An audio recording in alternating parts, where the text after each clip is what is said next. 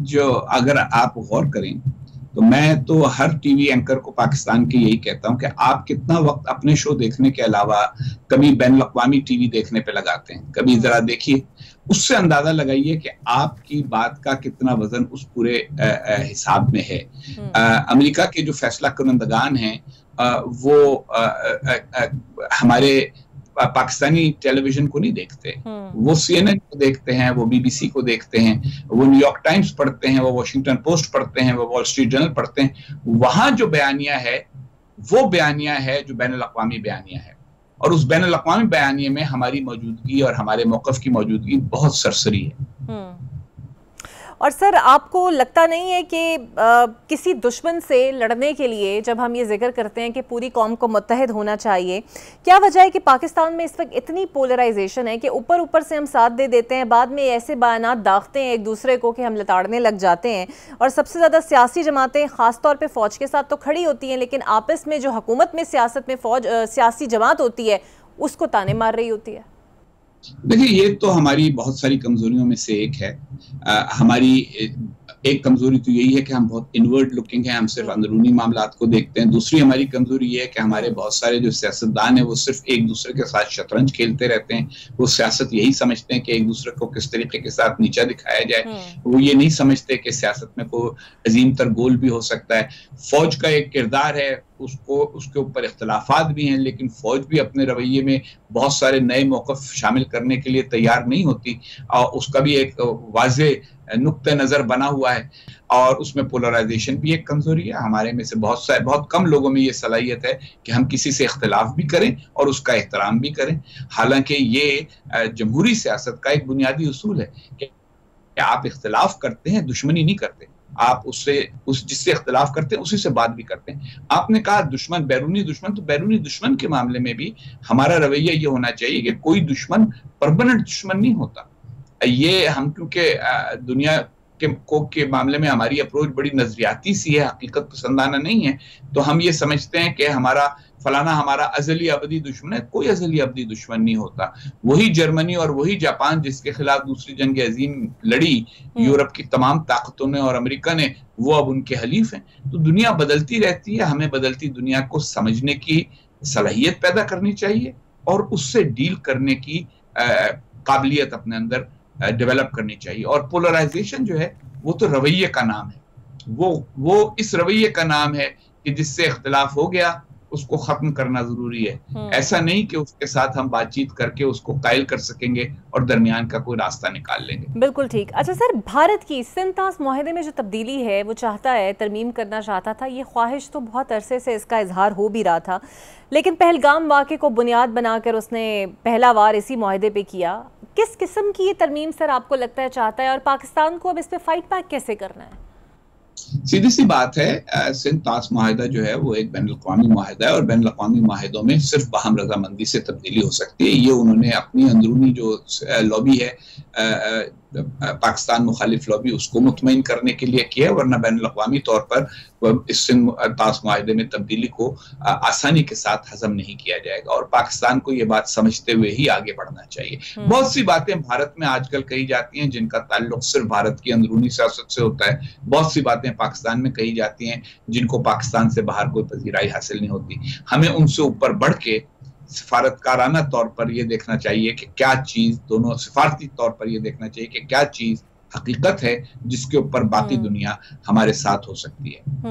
और सर, आपको लगता है कि ये जो इंडियन वाटर ट्रीटी के ऊपर जो हमला हुआ है ये हमें जगाने के लिए इसलिए भी काफ़ी है क्योंकि हुक्मरानों को अब संजीदगी से पानी के मसले पर गौर करना चाहिए? क्योंकि मैं इंडियन मीडिया देख रही थी, वो तो कह रहा था कि आपके पास तो पानी स्टोर करने की जगह नहीं है, आप लोग तो खुद नहरों और उसके ऊपर लड़ रहे हैं।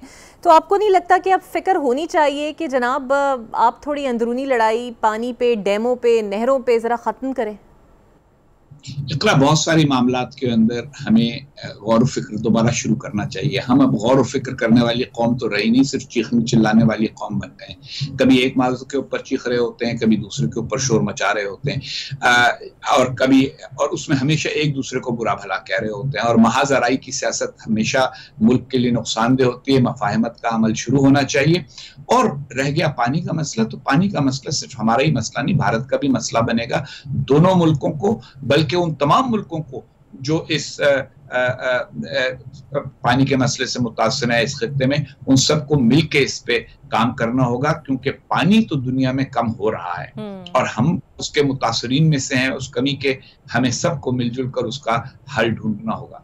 सर, आप समझते हैं कि इस मौजू के ऊपर बहुत पहले ही पाकिस्तानी गवर्नमेंट को एपीसी कॉल कर लेनी चाहिए थी, एक मुतफ़िका फैसले की ज़रूरत थी? हालांकि सर बिलावल भुट्टो ज़रदारी और उनकी जमात को बुलाकर फैसला साजी हुई, फ़ौरन नहरों का मसला भी मुशावरती काउंसिल को डाइवर्ट कर दिया गया।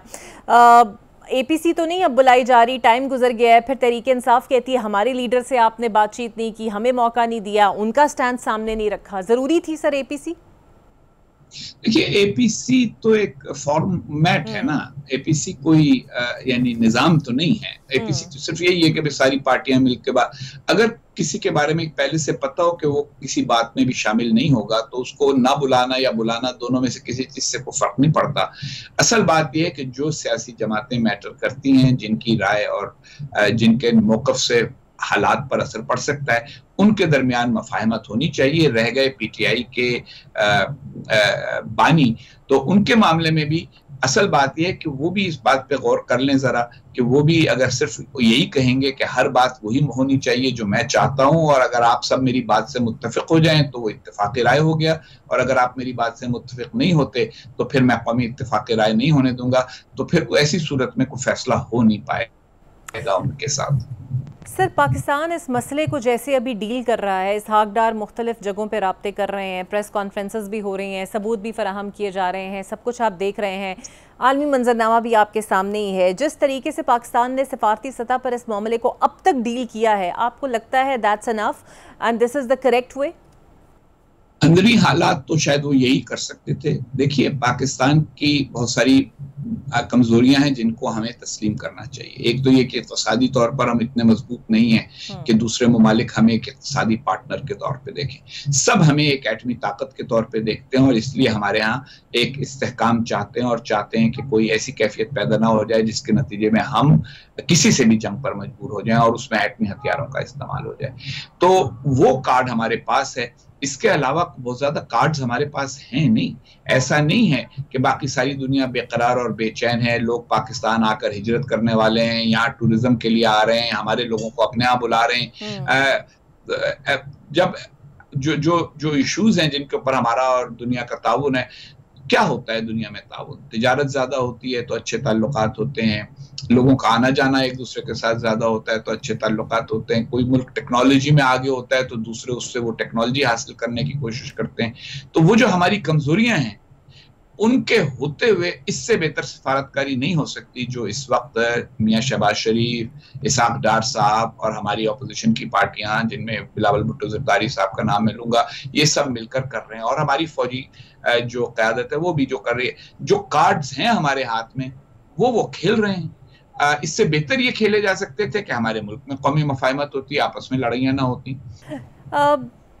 सर, भारत और पाकिस्तान दोनों ने अमेरिका में लॉबिंग फर्म्स को भी हायर किया है। अगर आप हमारे नाजरीन को ये बता सकें, थोड़ी सी वजाहत कर दें कि ये लॉबिंग फर्म्स हमें किस तरह फ़ायदा दे सकती हैं, इनको हायर करना क्यों ज़रूरी था? देखिए, लॉबिंग फर्म्स भारत ने भी हायर किए हैं, पाकिस्तान ने भी, लेकिन इनका असल मकसद सिर्फ ये होता है कि आपको लोगों के दरवाजे तक पहुंचा दें। ये माहिरीन होते हैं, ऐसे माहिरीन जिनके रवाबित मुस्तकिल होते हैं कांग्रेसमैनों के साथ, सरकारी काम के साथ, तो वो मौक़िफ़ तो आप तय करते हैं कि आप क्या मौक़िफ़ उन तक पहुंचाना चाहते हैं। और बहुत सारे लोगों ने माजी में लॉबिंग की है अमेरिका में और नाकाम हुए हैं, उनकी लॉबिंग का कोई नतीजा भी नहीं निकला। तो लॉबिंग फर्म जो है वो यूं समझिए कि जैसे वो मैसेंजर है, लेकिन मैसेज आपका है, और मैसेज में जितनी जान होगी उतना ही वो मैसेज आसानी के साथ कबूल हो सकेगा। सर, इसकी मिसाल तो हमने देखी भी है एक सियासी जमात के थ्रू। अच्छा हुसैन हक्कानी साहब, सर ये बताइएगा, एक इस पूरे इशू के अंदर एक ख्याल ने और एक थॉट ने बड़ी तकवीत पाई, और वो ये है कि ऑब्वियसली चीन ने ये तो कहा कि कौमी सलामती पर पाकिस्तान की कोई समझौता नहीं होगा, लेकिन बड़े वसूख से हमने सोशल मीडिया के ऊपर भी और ये देखा भी कि जनाब अगर ऐसा कुछ हमला या जारहियत खुदा ना खास्ता भारत की तरफ से होती है तो चीन जो है वो अपनी मिलिट्री सपोर्ट तक पाकिस्तान को देगा। आपको लगता है इस लेवल तक भी चीन जाएगा? देखिए, पहली बात तो यह है कि हर मुल्क मिलिट्री सपोर्ट उसी हद तक देता है जिस हद तक उसके ख्याल में उस मिलिट्री सपोर्ट से कामयाबी का इम्कान पैदा होता है। अगर यूक्रेन के सिपाही लड़ ना सकें या उनको जंगी मैदान में कामयाबी ना हो रही हो, तो फिर मगरबी ममालिक की तमाम हिमायत जो है वो आप देखती कि हल्के हल्के कम हो जाती। तो अगर पाकिस्तान मुकाबला कर सके और करेगा तो फिर यकीनन कुछ ना कुछ और भी ममालिक ऐसे होंगे कि जो पाकिस्तान को असलाह वगैरह फराहम करेंगे। लेकिन चीन का एक और मफाद भी है। चीन का मफाद ये है कि अगर भारत और पाकिस्तान के दरमियान कशमकश हो रही है तो भारत और चीन के दरमियान कशमकश जरा कम हो जाती है।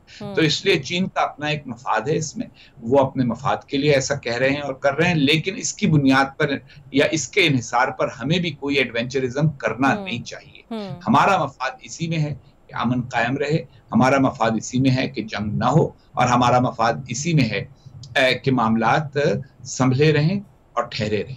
बिल्कुल।